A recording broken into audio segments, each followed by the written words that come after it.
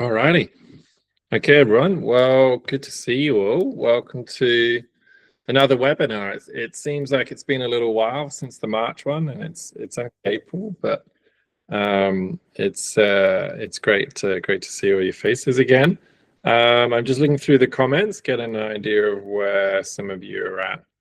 Some of you are starting from the beginning, the level 1. Some of you are looking at tech and level 3 for next year, and level 2 as well. So we've got a good mix here of kind of people and what they're planning for their coaching and for their progressions. So that's fantastic. That's good to dig into that. So as always, usual kind of thing with the webinars. Any questions, feel free to let us know at any point. You can kind of raise your hand or just unmute your mic, whatever you need.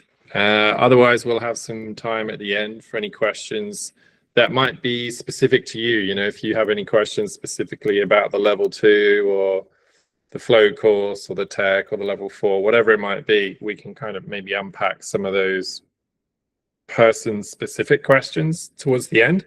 But yeah, feel free to put your hand up in the meantime if you need something. And then as always, just using the emojis, the hands up and stuff.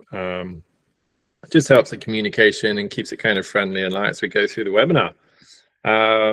But yeah, let's dig into it. So tonight's webinar is fairly straightforward, quite a simple idea, but a popular idea is how to prepare for your next MTB coach certification. So really, what are the steps that people can take if it's their first time taking a course, or for the majority of people, it's usually they're looking to get ideas, tips, strategies to bridge that gap from level 1 to 2 or 2 to 3 and so on. So yeah, hopefully tonight's webinar is useful, and let's dig in. So the goal for tonight is to really maximize, first and foremost, your development as a coach. You know, obviously we're going to talk about GSMBC courses and certifications and the programs we offer, but really, I hope that tonight's webinar can be useful for you, whether it's on the bike or on the skis or the snowboard or anything that you're doing in terms of just coach progression. And obviously that will translate to finding more success and progression within the GSMBC framework. But I want tonight to be a bit more holistic and not so much about GSMBC, but more about you as a coach and how can we develop you and help you develop into this season and obviously the seasons beyond that. So maximizing your development as a coach, getting more from our courses and setting yourself up for success and really setting yourself up for that long-term progression. And we'll kind of dig into that as well tonight. So they would be kind of the 3 main goals: is your development, getting more from the courses, and then setting yourself up for a long-term plan and long-term progression. Okay, let's dig in. I'm going to start just fairly quickly. I'm just going to overview a few things within the GSMBC 4-tier system. Definitely don't want this to be a sales pitch, but just want to highlight a few key things about the system and also explain why it's important to know the system. I think to start off with, understanding the pathway is key. I've seen a lot of missed opportunities over the years, whether it's mountain bike coaches, ski coaches, snowboard coaches, either coming into certifications unprepared or with a skewed perception of what the expectations are, or maybe they're coming to a course earlier than they should, or maybe later than they should. They could have come much sooner. And a lot of that is just knowing the system and what the levels are and what the goals are and expectations are for each level. And you know, I've often caught myself saying in the past, like, if they had just looked at the website a little bit more or read the books a little bit more. And I know that's super sort of low hanging fruit, but I see it so often. I think it's sort of worth repeating again a little bit tonight, just for a couple of minutes, is when you are a coach and you're in a system, you're in a training system, whatever that might be, the more you can kind of educate yourself about that system, you're gonna flow through that system more efficiently. You're going to hopefully attend things at the right time when you're ready for it, you're prepared for it. Ultimately, you'll have more success in the system, and which is really important for that sort of positive mindset as a coach. But also, just from a purely financial point of view, you won't waste money. And I've seen that a number of times, people coming to courses and essentially, you know, they could have come to it at a different time, or they could have come to it more prepared and not only enjoyed it and got more out of it, but potentially they would have saved themselves quite a lot of money as well. So knowing the system is just a very basic low-hanging fruit that when it comes to your own goal setting and planning out your season or planning out your next certification level, there's a lot of information out there, whatever system you're using, that can really just help you set you up for success ahead of time before you even show up with a bike and show up on course. So knowing the system is key. We have put some work into the website the last couple of months, just always refining it. It's a never-ending project. I'm a really big believer in constant innovation and trying to improve things. So I encourage you. I've even updated some things today on the website and some of the layout on the website. But we will look into this 4-tier system a little bit. So levels 1 to 4, let me just flick to the next slide. The intermediate coach, we have essentially 2 options: the 3-day level, level 1 intermediate coach, and then the 3-day level 1 adaptive intermediate coach.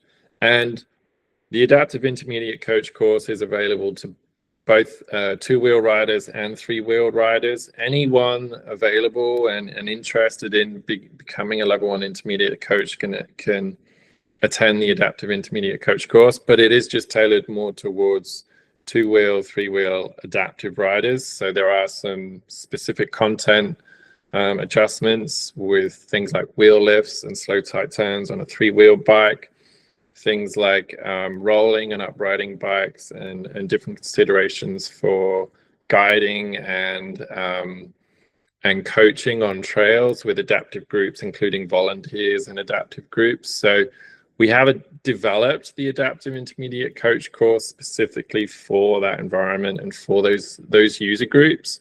But we do kind of like to remind everybody that whether you're a 3-wheeled or a 2-wheeled rider, anyone can attend that adaptive intermediate coach course. And in some ways, we've even actually had a few times in reverse. So we've even had adaptive 3-wheel riders attend the regular intermediate coach course as well. So a little reminder on that for people. And if you've even done the level 1 before, but you really want to come into adaptive coaching, it's definitely worth, if you're a level 2 or you're a level 3 coach and you want to keep diversifying your skill set, diversifying your knowledge, getting into adaptive specific coaching is a fantastic tool to do that. And as I talk about level 3 and level 4, that will become more relevant then. So moving on to level 2, 4-day course, and you can choose the flow or the tech. That's a system we designed years ago, which essentially allows coaches to choose which pathway do they want to sort of follow into after the level 1. And it allows people to sort of really build into their strengths. If they're a bike park rider or they have a jumping background, they can sort of lean on that strength straight away into that level 2 process. Or likewise, if they're more of a tech rider, they don't ride a lot of lift access bike parks, they can lean towards that strength and go down that pathway for the level 2. So the level 2 really provides you an option of, I want to learn to be an advanced coach. It's a 4-day course. The riding and teaching standards are higher, but I've got some choice there. There's some flexibility there. And then level 3, we ask coaches to do essentially the course that they haven't done yet. And so the whole idea with level 3 is we're building a broader, more diverse advanced coach. so that you can teach multiple disciplines and in multiple terrains at that advanced coach level, which in itself is a huge challenge. So really, we're looking to sort of broaden your skill set at the level 3 stage. And we are looking for some refinement as well, because we do ask that the teaching and the writing standards are a little more polished on the level 3. So for one of those certification courses, whether it's the tech or the flow, to meet the level 3 standard, we just need to see above teaching standards for the writing and teaching components on that course. So in the GSMBC system, that basically equates to an autonomous mark on our mark and scale of processing, emerging, consolidating, autonomous, and mastery. So level 2 is usually on that consolidating mark for that scale, and then level 3 we're looking for autonomous. So just a bit more consistent, a bit more refined, and more consolidated even when you're challenged as a rider and as a coach. And then the additional element for level 3 is the online coach education. So kids, adaptive, EMTB, cognitive, we have a bunch of online courses, so that allows any coach to kind of learn, upskill in their own time when they have the finance, when they have the bandwidth. And again, it just sort of points towards really making a level 3 a broadly skilled, adaptable coach. And then finally, moving on to level 4, we have the 5-day expert coach course. For those riders really looking to teach all levels in all terrain, in and outside of bike parks. And it's, in terms of timeline, I thought it'd be nice to just quickly touch on this 4-tier system. And people talk about gaps and how much harder is the next one. And a way to sort of address that is it's really hard to answer that, because everybody comes in the system at a different point along their journey. One way of talking about it we have in the past is if you've got X amount of hours riding and coaching before you're level 1, you're probably going to have, say, I don't know, I'll pick a random number. If you've got like 3 years of riding and you've done some assistant coaching and then you come and do your level 1, you're going to have more success or more chance of success than someone that's been mountain biking for 6 months and has never done any coaching before. So how easy or hard something is really relative to your background and experience, and then cut and paste that for each level. So some people can come in and do the level 1, 2, and 3 within 12 months. That's very rare, but they can do it. And usually if they have done that in sort of 1 to 2 years, they've gone through the level 1, 2, and 3, they're coming in with a lot of mountain bike experience, a lot of coaching experience, either as an athlete being coached or teaching. Often the case is they've been teaching to high levels in another sport for a number of years. So they've essentially acquired a lot of the skills already, and now they're just adapting to doing it specifically in mountain biking. I personally had that experience. I coached mountain biking for years and years. I developed my own programs. I came into the snowboard system, and within a year I was a level 3. So yeah, not very typical, but it really depends on your skill set. Typically though, on average, I would say the gap between the level 1 and 2, most coaches tend to take a couple of years to get from level 1 to 2, because there's a consolidation of information that is required at each stage. And that's one of the things we'll get into in a little bit, in terms of when you're setting goals and you're planning, trying to build the foundation that you already have before you try and add. And a lot of people will rush to the level 2 and they haven't practiced everything they've learned in the level 1. A good idea is that, like, the level 1, if you're successful, is you've passed the driving test. Now you need to go drive for a couple of years before you take an advanced driving course. You wouldn't sort of pass your driving test, then go to a racetrack and just assume that you could suddenly drive around a racetrack. You're going to end up in the gravel. So practice what you preach, and practicing your riding skills, consolidating your riding skills at that level, your demonstration skills, your coaching skills, because each level requires a consolidation of the previous levels. So if you're coming into level 2 and you're still trying to remember the braking lesson, trying to remember how you explain stability, or maybe you taught for a little bit and then you've not taught for a couple of years and now you're coming back to level 2, you're having to relearn everything from the level 1 almost whilst you're also processing the level 2. And you can kind of cut and paste that for each level. If you're doing that at the level 3, the whole goal in the level 3 is to show refinement and autonomy in your writing or your teaching. And if you're having to learn the skill itself, it's really hard to be autonomous when it comes to teaching that skill. And that's one of the big roadblocks on the level 3 is we're looking for that autonomy in your teaching. And during a 4-day course, if you're trying to learn how to do a endo for the first time, but you're trying to show autonomy in teaching, that is a ton of development that is required in 3 days. And as we all know, it takes a very long time to develop your writing skills independently of your coaching skills. And on a course, you're actually trying to do 2 at the same time. So within reason, we want every course to provide an opportunity to develop your writing skills. But the more homework you can do so that you're coming in with the mindset of, I can do these skills, now all I need to do is consolidate and understand how to teach these skills, then you're going to be way ahead of the curve. And that's partly why so many people take a long time to get the level 4,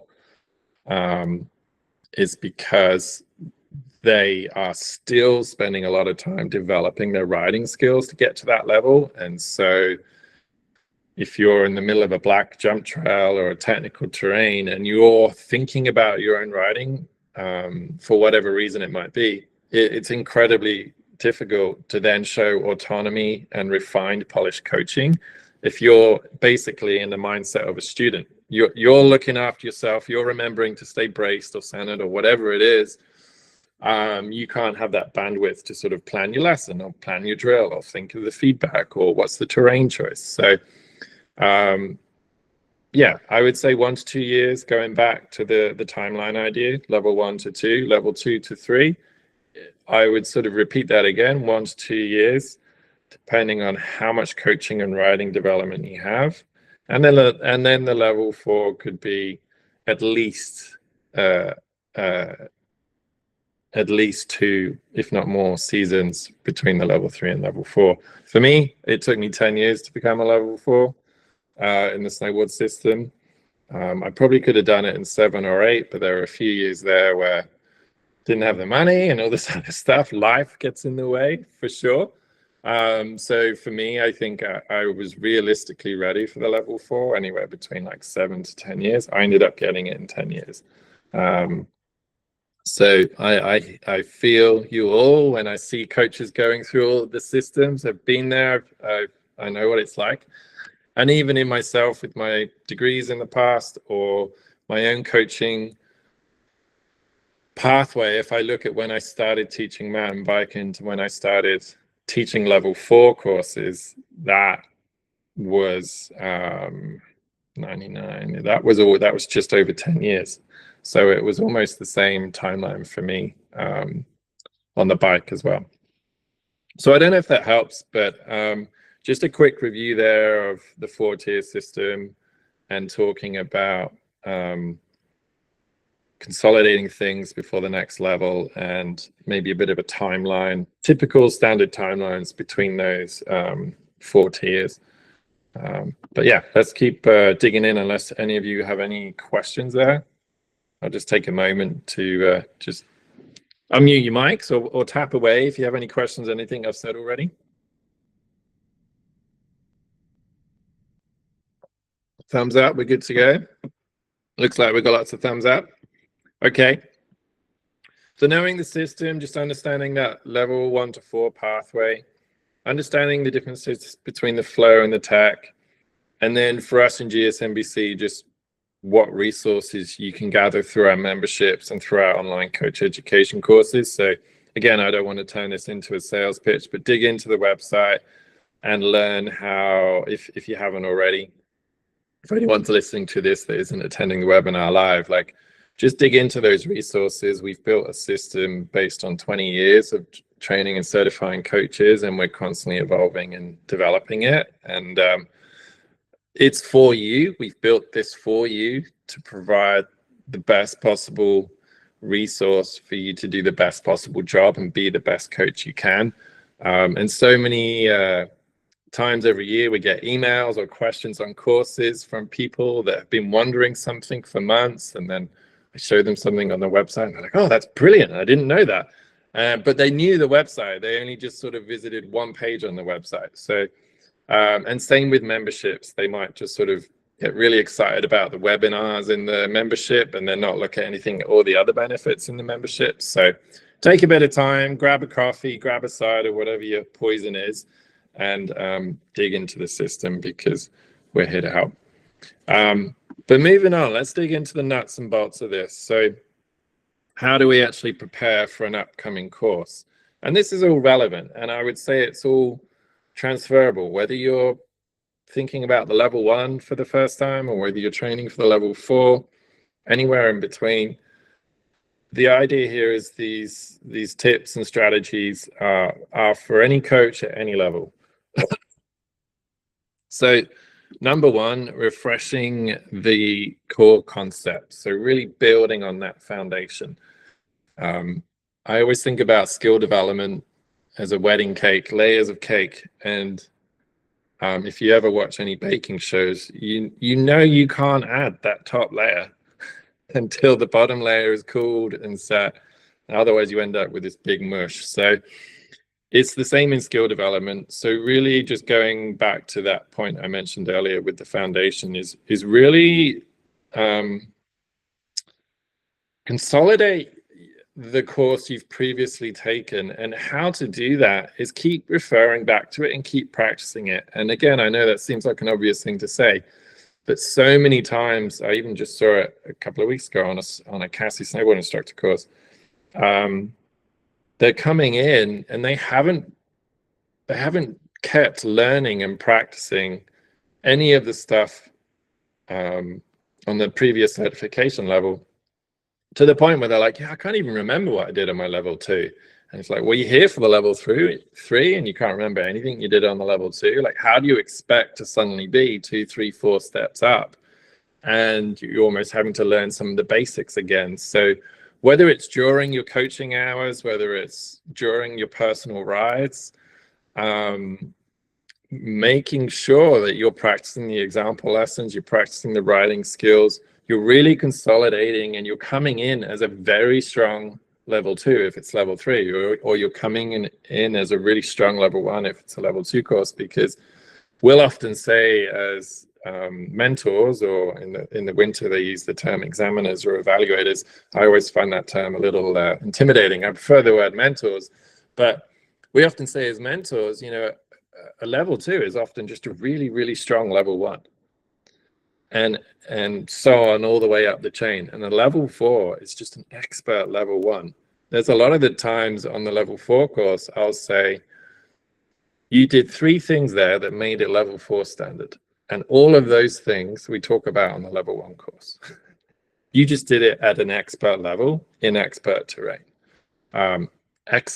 Really refined explanations, fantastic individual feedback, perfect terrain choice, really good guiding, all whilst we're riding down a black trail with 6 different students or 4 different students, each with unique skills that they're learning. Like, so that's a nice place to start. Focus on the foundation and making sure that is solid, and you're coming into that next course as a strong level 2 or as a strong level 3, whatever the level is, prior to the course that you're attending.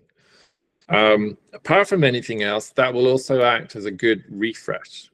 If you're coming into the level, say you're coming into the Advanced Coach Flow course this year and you want to do get your level 2 cert, if you go back to the level 1 material and you consolidate that and you practice that, it's just going to be a really good refresh for the terminology, the language, the organization, the teaching models, because the GSMBC system is not 4 separate courses.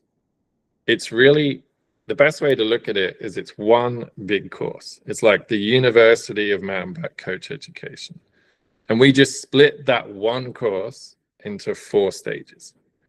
And so the idea there is that the level 2 is a continuum from the level 1. And we're not necessarily adding, in terms of how you teach, we're not adding a lot of new information on the level 2. It's really training wheel, step template, guiding skills. It's those core elements. Now we just want you to do them consistently. And instead of with intermediate riders, we ask you to do that with intermediate to advanced riders. And then there's a little bit of new teaching terminology on the level 2. We get into skill blending a little bit, but we even introduce skill blending on the level 1 subtly without people realizing it. Good example is the braking lesson on the level 1, how to brake without skidding. You actually teach 2 skills at once. You have to talk about sort of stability and position on the bike, and you have to obviously talk about how to apply power and the brake lever without skidding. So even on the level 1, without realizing it, we're training you to teach 2 skills together.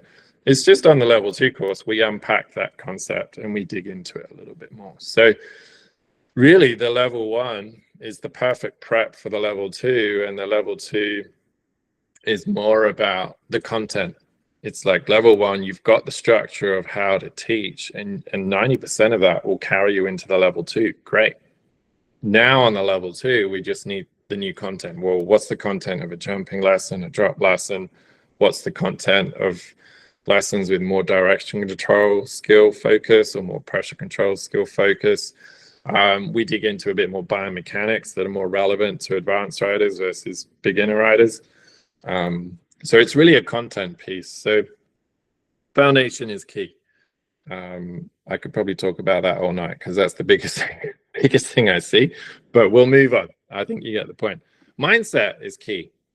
Believe your potential and try to manage imposter syndrome. I'm going to unpack that in a second. We see people coming into the next certification level, giving it a go. And I think that's great. If you have the bandwidth and the time and you just want to come in because you're curious and you're ready to learn, that's fantastic. And that will provide a mindset that allows you to kind of be a sponge. The other mindset is coming in and I want to pass. And that has pros and cons to it because it will usually keep people more focused, but it can put unnecessary stress on you through the course, and it's self-imposed stress because you're imposing expectations on you before you've even started the course. And then there's the mindset where they don't have a mindset and they just assume they're going to pass because they're coach X or they've done this for X amount of years and they haven't actually come in with a purposeful mindset. They just kind of, oh, it's a course, I'll take it. And they've underappreciated the time or the focus it might need to take. So really the best mindsets I've seen is a balance of coming in and being curious and wanting to learn and being open to recognizing weaknesses, but also really having a little bit of a goal to actually want to try and tick something off if you can, because if you're not realistic about coming in and trying to pass one element at least of the course, there is a risk that you're coming in too soon. And we'll get into that a little bit in a second with different strategies for preparing for courses. But mindset is key. Does it, you know, there's pros and cons to different mindset, but just be aware of that, be purposeful about that. Focus. We always say this to our students, set clear intentional goals, be smart about it, specific, measurable, achievable, realistic, and then what's the timeline? Be specific about your goal setting to help you work up to that course. I can't tell you the number of times people have come in and say the advanced coach flow course, have you worked on your jumping? Not really. That's a huge component of that course, and they don't live anywhere with many jumps, but then they haven't found anywhere to ride with jumps. even if you don't have jumps, find a pump track and get really comfortable with pumping berms and rollers at speed under a lot of load and energy. Because if you can pump at speed with strength and power, you have 99% of the skills you need to jump. So whether you have the terrain or not, there are ways to be intentional and focused with your training so you come in prepared for that course. And that's really built into deliberate practice. Going back to what I said earlier, some people take 1 or 2 years to get to level 3. Some people might take 6 or 7 years. It really depends on the quality of deliberate practice. And you know, there's studies on that where we often hear the 10,000 hours quote, which is really kind of being misrepresented through sports science and psychology over the years. But really, and even the authors of that study say the same thing. But really, there's a lot of studies out there that suggest it's not the amount of hours, it's the quality of deliberate practice that will determine how quickly you can develop a skill. And just riding is not going to help you improve. Just coaching isn't going to help you improve as quickly as you can. Coach with purpose, coach with a goal to improve your analysis, coach with a goal to improve your connection with kids, coach with a goal to learn more about the biomechanics of rotation so that when you explain it, it's more concise and precise. If you're not setting specific targets and goals for your coaching won't improve as quickly as it could. And we all know that's the same for our biking. I think coaches are quite good at setting specific goals in our riding. You know, I want to get better on my jumps, or my stability, or my pressure, or my rotation. And then it comes to coaching and they don't necessarily apply that same strategy. So focus is key. And then reflect. So this is a really important one because we say this in the coaching world a lot. You know, we've got to be humble and we've got to be open to identifying gaps and being honest. I think a lot of the time coaches, when they come to courses and they're very shocked about the result, or which is very rare on our courses, to be honest, but it does happen. They're shocked about the result, or they're shocked about the experience on the course. Usually it's because they never read the website and they just signed up for the course thinking it was something else. But a lot of the time, it's a lack of self-awareness with their current skill set. And that is because they are transmitting and not receiving.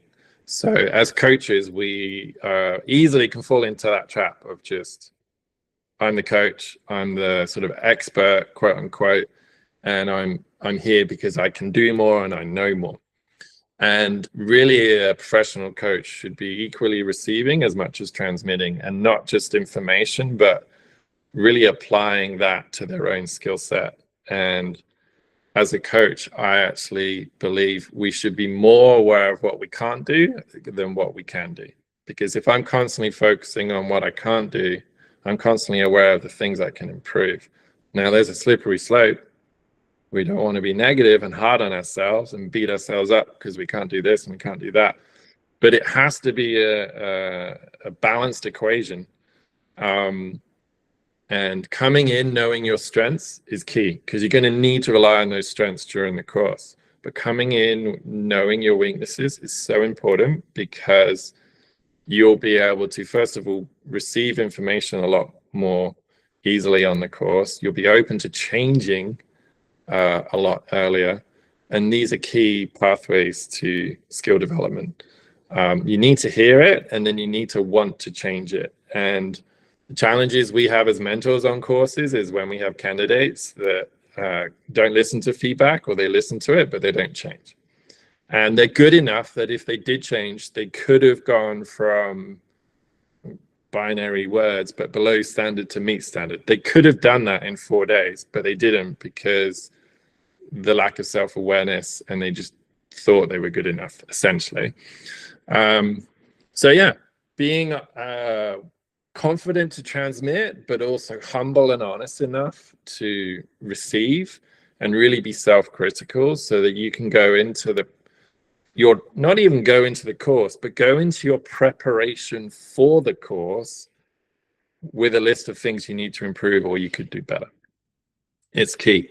So that self-reflection, that self-assessment is key. And I often find the challenge is because a lot of people pass the level 1 first time, talking about the level 1 and the level 2 jump, and I don't blame them, they think, well, yeah, I've ridden for a few years and I kind of get teaching, and I did the level 1, it was a great course and I passed first time, and they inherently kind of think, well, that's just going to be how the level 2 is. And for some people it is, but for a lot of people it's not. And there needs to be that honest reflection of, if I'm going to teach jumping, even on just some smaller tabletop jumps, then I need to be a rider that's really comfortable with jumping. So if I am on a jump trail with a student, I can have fun, I can relax, I don't have to focus on me at all, so I can teach my students. So can I do that in my riding? Can I go down a blue jump trail with some small tabletops, maybe some medium tabletops, and genuinely just relax, switch off, have fun, not think about my technique? If you can, brilliant. If you can't, be aware of that coming into the course, because that's, you're showing up to these courses learning how to teach this stuff. So to be in that mindset, it demands your writing skills need to be at a certain level. So that hopefully, comes through that self-reflection. And it's the same on the level 3, especially on the tech course. If you're learning how to do a basic wheelie 2 bike lengths for the first time on the course, what bandwidth do you have to then unpack that and teach that in a lesson and really help 4 or 5 or 6 students with their wheelies? Or whether it's a bunny hop or whatever the kind of technical maneuver might be. So be honest, but yeah, work on your foundation, come in with a specific mindset, focus with your goal setting, and then reflect and be honest about your strengths for sure, but definitely your gaps and your areas to improve. Any questions on that? I know I've kind of talked about that a lot. So one thing I wanted to ask you all is, what are some examples of that right now? Is there an example of a foundational thing you're reminding yourself to go back to and just really dial in? Is there an example of some self-reflection you've had lately where you're like, whoa, I didn't realize, or hey, I really need to focus on X instead of Y? If you're comfortable, maybe just share with a group. Pick one of those 4 things and tell us what you've been working on.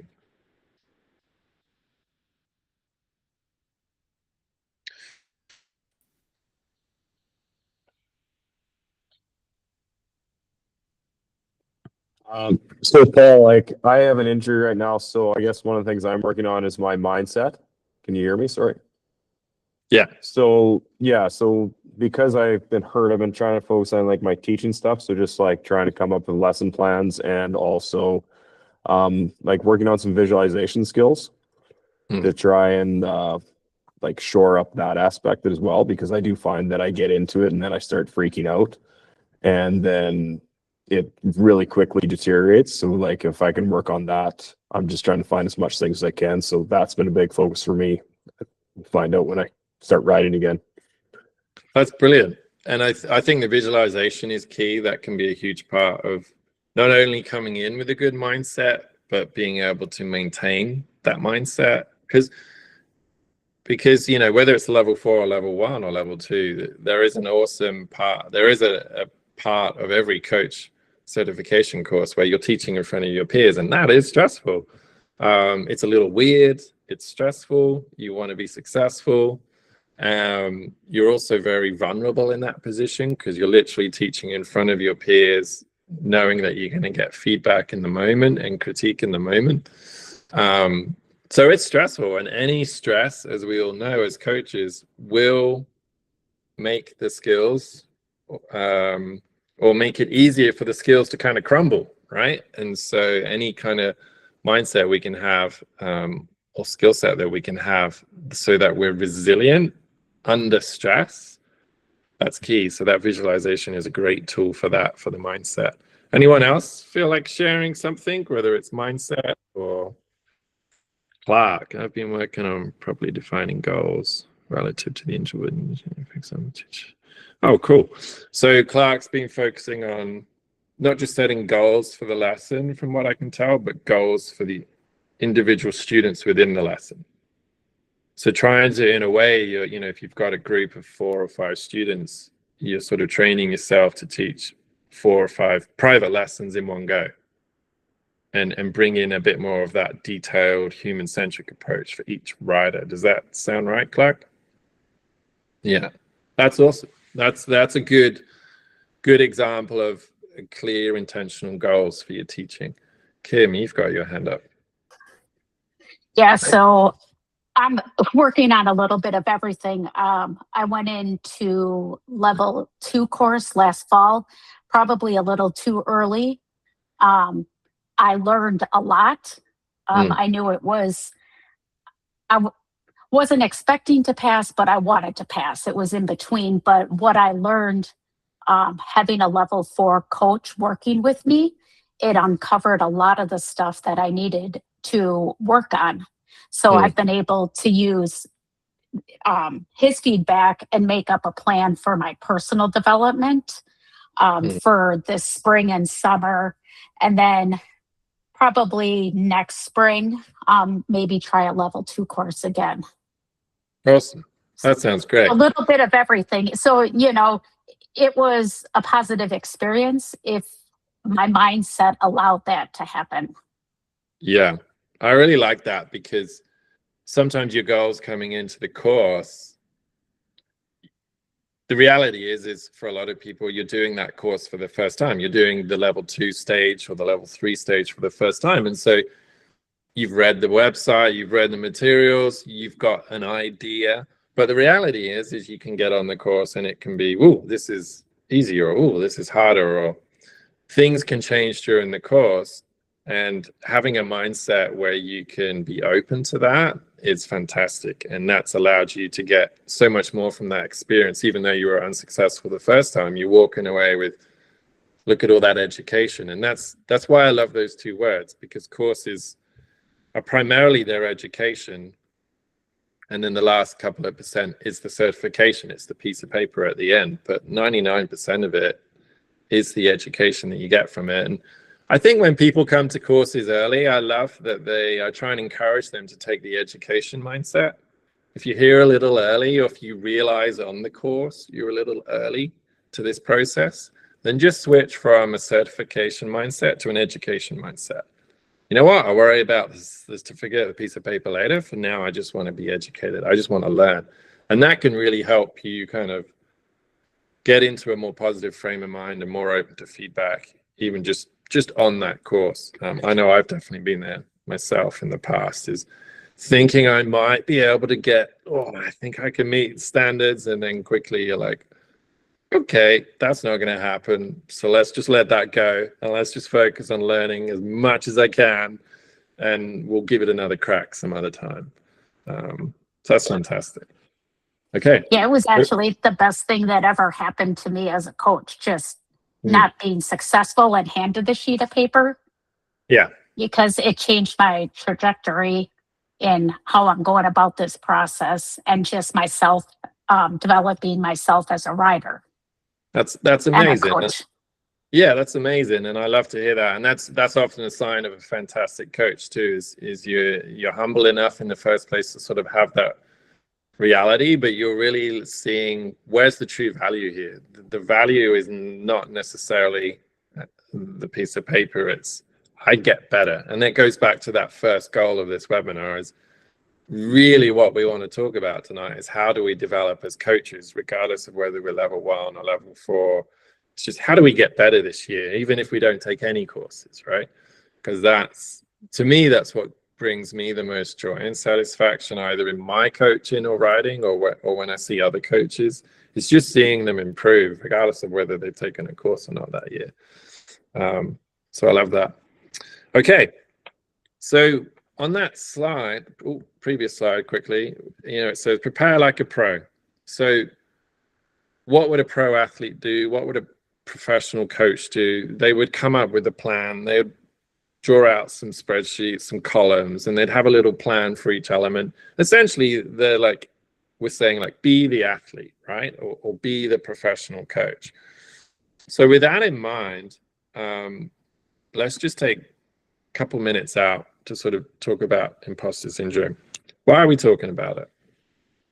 Maybe we should talk about what it is. I think most of you all know what it is, but anyone want to sort of have a stab at like why, how would you define imposter syndrome from your experience, and have maybe some of you experienced imposter syndrome either as a rider or as a coach?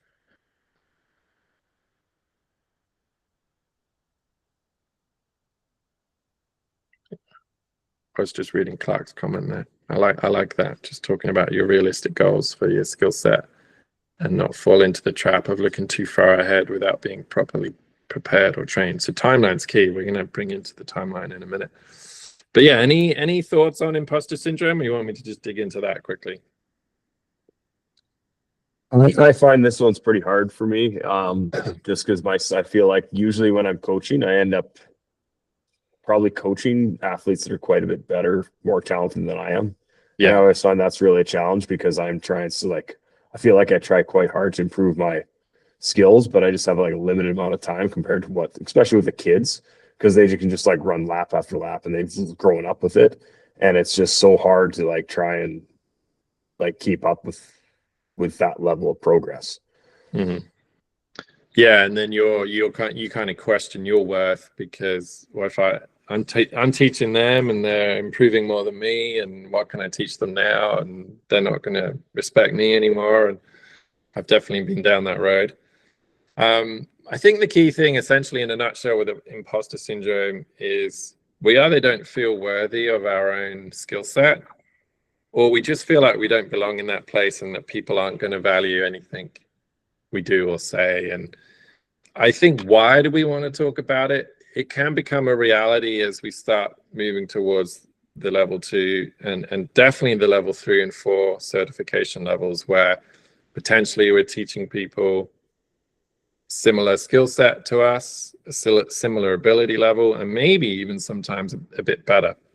I've definitely coached a lot of riders that are faster than me and better than me, and same thing with coaching over the years. Working in Whistler, I've been training level 4 coaches here for years, and invariably you come across just a huge spectrum of coaches with incredible backgrounds. And I think any humble person, it's quite natural to just think, what are they going to learn from me? What can I teach them? I remember teaching Chris Kavarik years ago. He's a World Cup legend and just an incredible athlete. And I've taught a number of pros over the years, and it's hard. But I think what always takes me back is, well, I have an experience in teaching, and I know my worth in teaching skills and analyzing movement patterns and coming up with drills to improve them. And I got there through all the things we talked about: a specific mindset, specific focus to my coaching, specific focus to my skill building, and then years and years and years of doing those things. And so what helps me deal with and manage imposter syndrome is, first of all, I just name it, and I normalize it by just saying a lot of people go through this. I'm not the only person to stand here as a coach and doubt my self-worth or doubt my skill set in front of my peers or in front of other people. This happens all the time. I've seen it in multiple sports at all levels of certification. So just name it and normalize it. It happens all the time. So you're not alone. It's not atypical. It's typical, more than we think. And then reframing it from, I'm not ready, I can't do this, they're not going to listen to me, to I have something of value.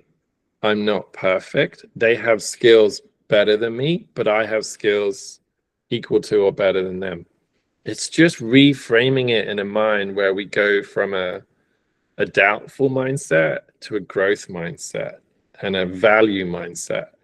So that growth mindset is so key because it recognizes all the things we're strong at, but it recognizes that we're still not the best. And that's all we can do. Anyone can do is their best effort. So as long as I'm there on time and I'm looking sharp and I'm putting in my best effort, I know I have something of value.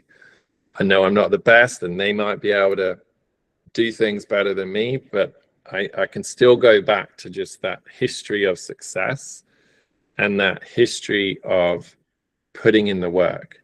And that's what really helps me reframe it a lot. And I tell this to a lot of coaches as well, is understand your value through the years of time and commitment you've put into your craft. Because practice builds confidence and that history of success builds confidence. So just reframing it and reminding yourself you're there in that position in the first place because you have something of value. So don't doubt it, reframe it. And then the last one is my favorite, is just do it anyway. Fake it till you make it. One of the best ways to deal with imposter syndrome is just to tell it to piss off. Just, you know what? I feel like this. I feel like a certain way and I doubt myself and I don't know if they're going to respect me or listen to me. But who cares? I'm going to coach them anyway. And I'm going to coach them the best I can anyway. And more often than not, just being confident and in a way, faking till you make it, pretending that you don't have those emotions, almost tricking yourself, you're going to show up with more confidence, more leadership, and you're going to deliver. And they're going to recognize that. So a lot of these emotions too is we often sort of talk about, well, is this motion necessarily negative? Is this thing necessarily negative? In a way, I can use it as a superpower. Imposter syndrome is just an opportunity for me to recognize that I have an opportunity here to A, really impress some people, but B, do my best job and show my best effort. And that's fantastic. And the only reason I'm feeling this imposter syndrome is because the student demands it. The student is a high enough level. They're a high enough writing level, technical level. Maybe it's their knowledge of coaching. Something in this coaching environment is demanding me to up my game. And that's why I'm doubting myself. That's why I'm getting this imposter syndrome. So if we reframe it back to, this is a cool opportunity to show them just how good I can be.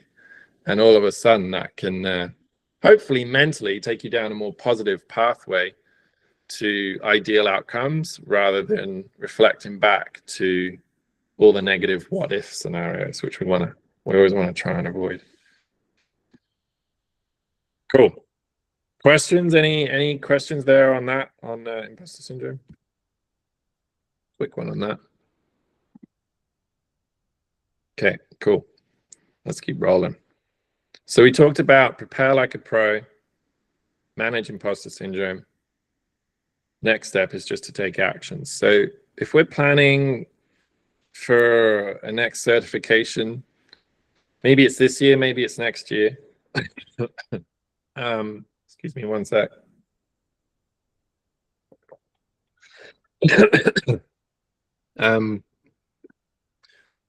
One of the key things is to look at how can I essentially train, like what can I do? So the reason I highlight this is particularly in the snow world, I've seen this where there's really three or four main tiers to becoming a better coach.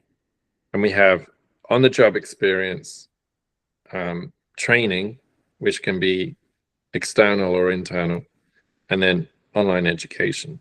And these are kind of pillars, if you like, of skill development as a coach. And what I often see is coaches only using one of the three. So for example, you might get that engineering background kind of coach and they love the books. They just read the reference guide and they study the reference guide and they read lesson plans and they write lesson plans, and it's all theoretical, and that's fantastic. Maybe they take some online courses, they attend webinars. The other side is then you've got a coach that doesn't do any of that. They don't like reading books. They don't like studying. They don't like writing lesson plans, and they just coach. And they've been coaching this kids camp or this adult program. They've been coaching the same adult program 7 weekends every summer for the last few years, and they just rely on their coaching. And often those two groups don't really build into this quality training. So what we're ideally looking for is, just to start with that first one, expand your experience at work. So essentially your experience is on the job training. Some of the best education you can get is coaching and working for different coaching companies or working different coaching programs. If you always teach kids, teach adults. If you always teach adults, teach kids.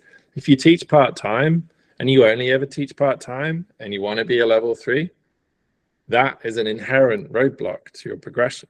At some point, you're going to need to teach more than just a few weekends every summer if you want to be a level 3. Probably, I don't know. You maybe have some teaching background or experiences in other avenues, like at school or university or in your other industry. But I see this a lot in the winter. People try go for level 4 and they teach kids programs, and they only teach kids programs, or they teach beginner pods and they only teach snowboarders up to intermediate levels. So trying to diversify your work experience is not only vital for your development as a coach, but also as a rider, and it's a key investment. I've seen coaches move just so they can get a job with a different company so they can up their skills because they want to become a full-time level 4 professional coach. They took that investment and they did that because the other thing in the coaching industry is if you zoom out and you go to any other industry, there's plenty of industries out there where it costs thousands of dollars and years of training to be highly certified in that industry. And if you take that mindset into this industry, there's no difference in some ways once you get to the higher certification levels. So do what you need to do to gain the experience and the skill set that you need to be a full-time professional coach. Quality training. So that goes back to our initial thought of like prepare like a pro. Just writing, just coaching isn't enough. You need to come up with some purposeful progression outside of your work experience. So work experience is one pillar. And then what is your personal training program to develop your writing skills or your coaching skills? And then the third pillar is obviously on education, whether that's webinars, online coach education, in-person coaching, doing the level 2. You're not quite ready for it yet, but you want to go and learn. Brilliant. Use the course as a way to upskill and fast track that skill development. Brilliant. But either way, in terms of taking action for efficient skill development as a coach, it can't just be what you do at work. It can't just be the courses you take with GSMBC, and it can't just be maybe a personal training program. Ideally, you want to be looking at all 3 of those avenues to up your skill. And more often than not, when we see coaches at higher certification levels that pass the first time, or excuse me, or pass maybe the second time, it's usually you can look at their history. What have they done the last year or 2 years? And you can see their work experience, you can see their training, and you can see the courses that they've taken between the level 2 and the level 3 or whatever it might be. They've gone out there and they've invested in those kind of 3 pillars of experience versus training versus education. Cool. So we'll just wrap up. We've got a couple minutes here, but I want to just go through some practical suggestions for writing and equipment skills and then guiding and teaching skills. So these are basically what I would say are the common areas that when we talk to candidates on courses, and if they're not successful with a riding component, what are the common reasons why? So thinking more in the line of level 2, level 3, jumping is a key thing. So try and look at any maneuver-based skill as not just a tick box. Can I do it? Can I hit jumps? Yes, I can. Okay, so I'm ready for level 2. I'm ready for level 3, whatever it might be. What we're really looking for is GSMBC. It's a skill-based system, and we've got that skill development model: processing, emerging, consolidating, autonomous mastery. So at any maneuver, we're looking at where does the coach sit on that scale? So it's not just can you do it, but it's how well you can do it. And so just because a rider can hit small to small, medium tabletop jumps, it doesn't mean they're automatically ready for that level 2 standard. Can you do it consistently? Can you do it at slightly different speeds? Can you do it slightly different size? Can you go a little higher, a little lower? We want to see that variation, because that is the hallmark of a quality of skill executing that maneuver, right? So it's not just what you're learning, it's how you're learning it and what you can do and how well you can do it. And as coaches, you all understand that. But when I'm coming into, if you've got a coach preparing for a flow, advanced coach flow course, or maybe the advanced air course or the level 4, don't just think about what jumps am I doing, but what's the style, what's the size, what's the speed? Can I use my dials, and can I vary those 3 S's and bring some of those elements to my jumping? Wheel lifts, definitely for the tech stuff, but I would say any level 1 to level 4, not enough coaches are playing in their driveways with flat pedals, practicing basic wheel lifts, endos, basic little manuals, basic little wheelies.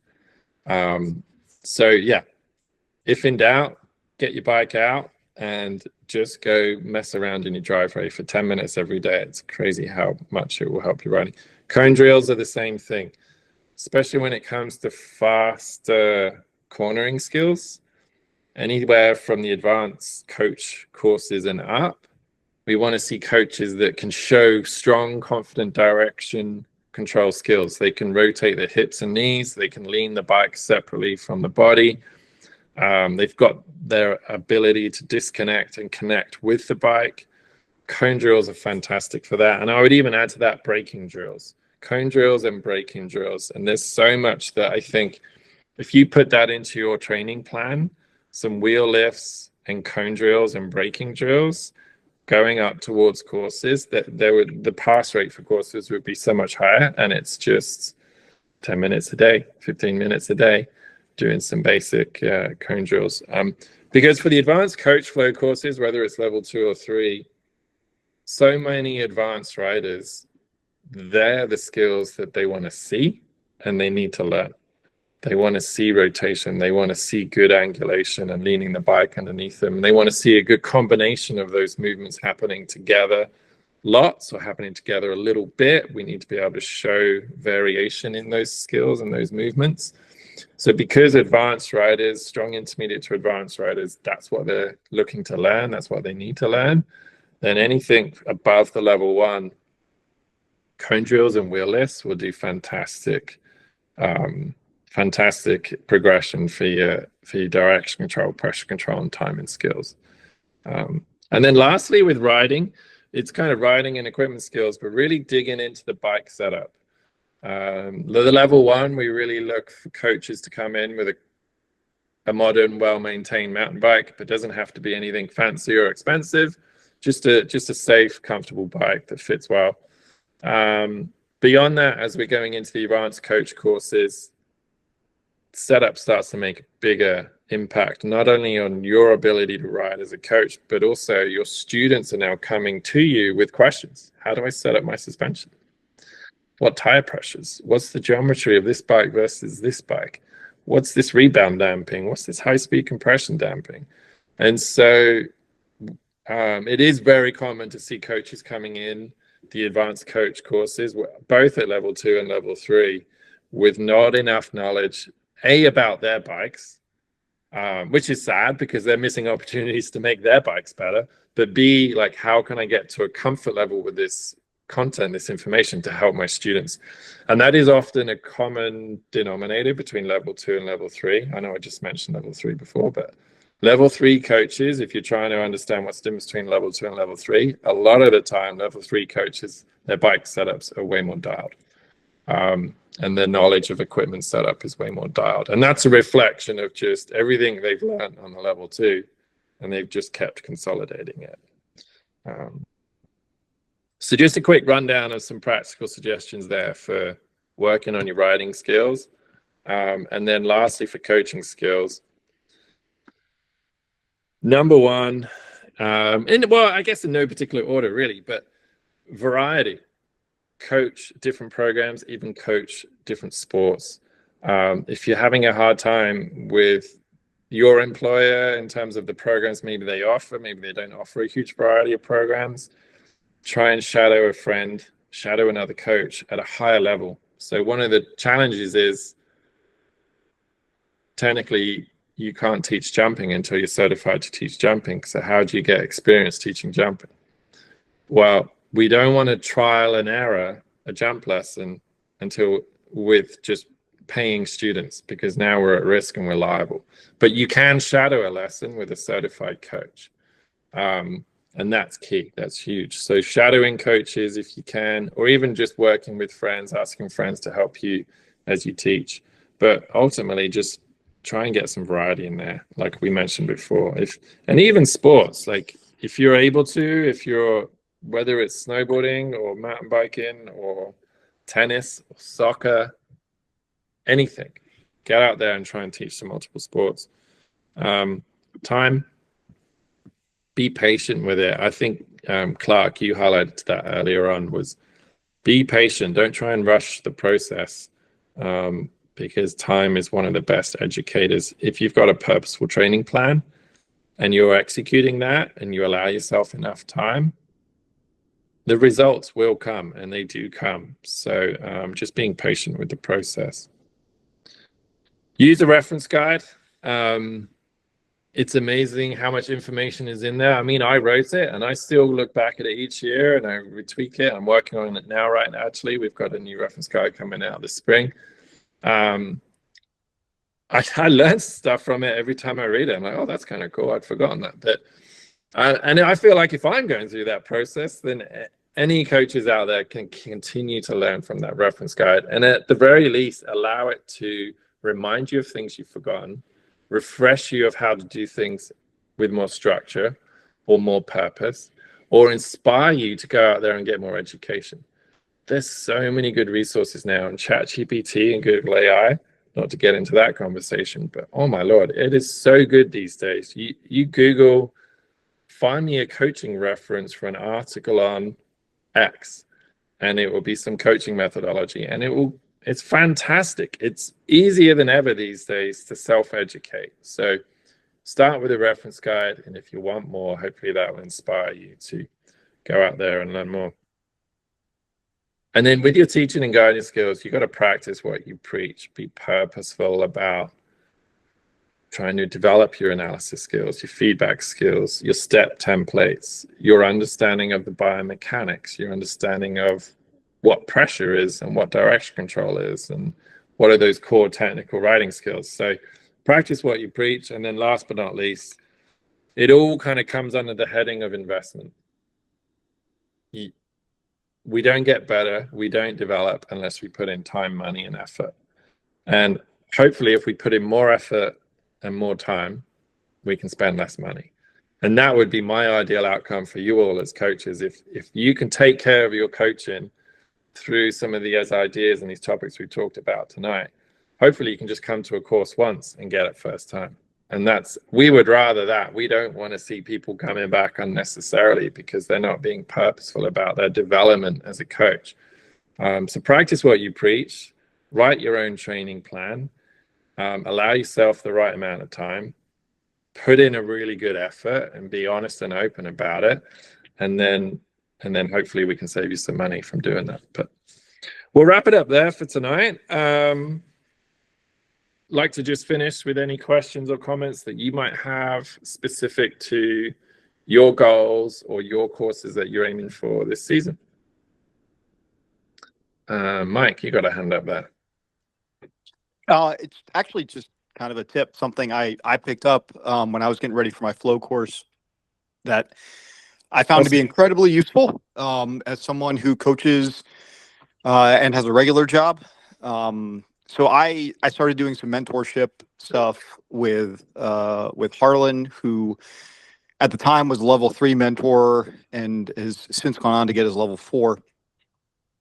And so I had a basic understanding of some of the things that I would be required to teach. And it just poured and poured and poured for weeks leading up to my course. And I was getting very stressed out. I didn't know what to do. And I started to realize that for stage 1 jumps, intro to drops, angulation, things like that, I learned that you can do the what, why, how much in your living room without a bike. And I would ask my wife to sit on the couch and I would say like, hey, just listen and tell me what you think. And by the time I had gone down to do my advanced course with Josh Whitmore, the what, why, how much part of it, the talking about the identifying the different components of a jump, the you know, the knuckle, everything, the landing, the transition, all that was so autonomous and so automatic that by the time it came to critique, you know, the other students, I was so much more relaxed because that first part of the lesson, whether it was, you know, angulation, jumping, whatever, stage 1 jumps had become so automatic, and it could be pouring out. It could be, you know, the trails could be wet, whatever, but I was still able to get in those really good reps in a very like academic clinical environment. And that just made me so much more relaxed, being judged by my peers, being judged by Josh. And so, yeah, that would be something I would tell people. And I've shared with other coaches I work with. If it's pouring, if you're time constrained, if it's dark, get a note card out and you can bang out half a lesson in your living room without a bike. I love that. I don't know what you think about it, but it worked for me. No, I love that, Mike, because, and I often say it on courses, if you can just study the booklet and almost like memorize some of the example lessons, memorize some of the skill development ideas, or like it sounds like you did, like memorize the jump anatomy, memorize some of the kind of bullet points from stage 1 of jumps, you're essentially uploading the data onto your hard drive before the course. So when you get on the course, the data's there, and now you just got to learn how to juggle it and structure it and deliver it to a student. So even during courses, I'll say like, yeah, if you do the homework every night and you write out plans and you read it and you study it and you literally kind of go back to school and you try and memorize this content, it's just setting you up for so much success, because fluid coaching really comes from an autonomy of knowledge. If you think of any expert coach or teacher you've ever seen, they're teaching so freely because they intimately know the subject matter they're talking about. But what a lot of coaches are doing on these courses is they're trying to learn the subject matter whilst they're trying to learn how to teach it. And that is difficult. So yeah, I love what you're saying. Do your homework. You can practice it on the couch. You can memorize a lot of that core content and then show up on course, and you're going to hopefully be a lot more successful. Cool. Yeah. Love it. Love it. Any other questions for, I think, Kim, you said you were planning for the level 2 and then Jordan's finishing the level 4. Yeah, I'm thinking maybe late fall again. Nice. Or early spring. It's hard, you know, early spring. I'm in Wisconsin, so spring courses aren't ideal. you know, With the weather, yeah, it can be. with the weather. Yeah. Yeah, it can be hit or So miss. I'll just see where I'm at. I think come summer, Mm. you know, maybe reach out and figure out, you know, do I try again? Yeah, absolutely. Yeah, and just see how the I training don't really goes have a this summer. timeline. Yeah. Yeah, that's good. And I feel like not having it sounds like you have a bit of a timeline, but you're not too stressed about it. And that's good. That kind of gives you a focus to get work done this summer. Yeah. But then it takes a bit of pressure off if you don't quite progress as much as you want. So it's good. I mean, I would try and stick to a timeline, because the other way I do it sometimes is I'll stick to a timeline purely to force me to do more training, knowing in the back of my mind, if I don't get to performance target A by September, I'm happy in myself to not sign up for a course or to not do the next thing. But just by saying, hey, I'm going to get ready for the level 2 by the end of August, you're going to have a much more purposeful summer, and you'll probably progress a lot more just by setting that. And I don't want to say artificial timeline, but in a way, you're just selling it to yourself. Like, let's get this done by August. I work better on a timeline, but also mindful that I need to be flexible. You know, like Yeah. I think, Clark, you said, you know, we can have goals, but just it's not so strict. Yeah, I feel like I always set front of mind and back of mind. Like, my front of mind goal is get it done by August. Back of mind, if I don't stress too much. But I 90% of my effort is at the front of mind goal. And usually I end up surprising myself at realizing that, like, oh, I've done it. I'm ready. So you might end up doing that. You might end up surprising yourself if you just set that initial target. And oh shucks, get out of the Midwest to go ride somewhere, you know. Yeah, 100%. Cool.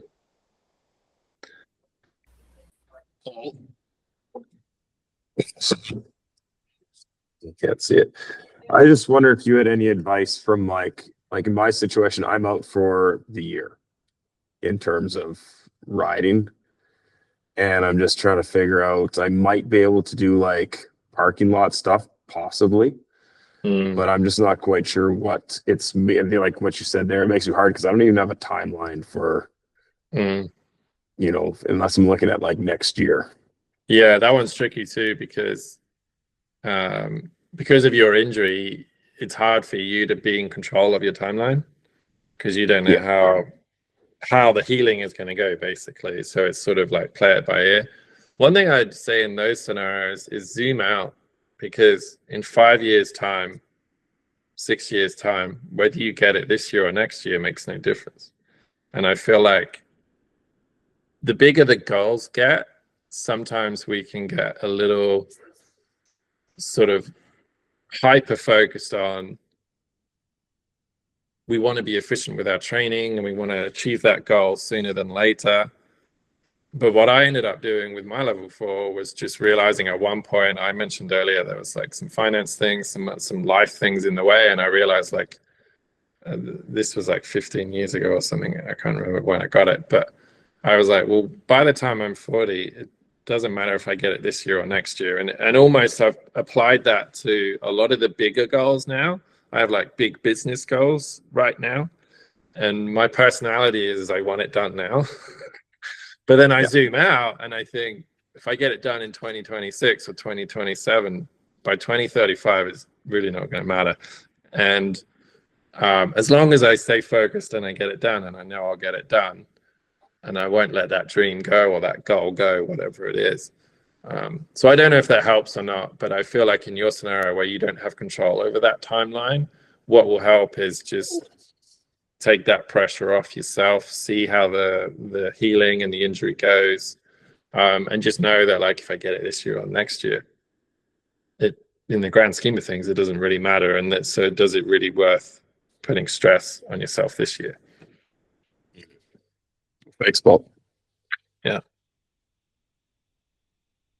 Cool. Any other questions or comments, or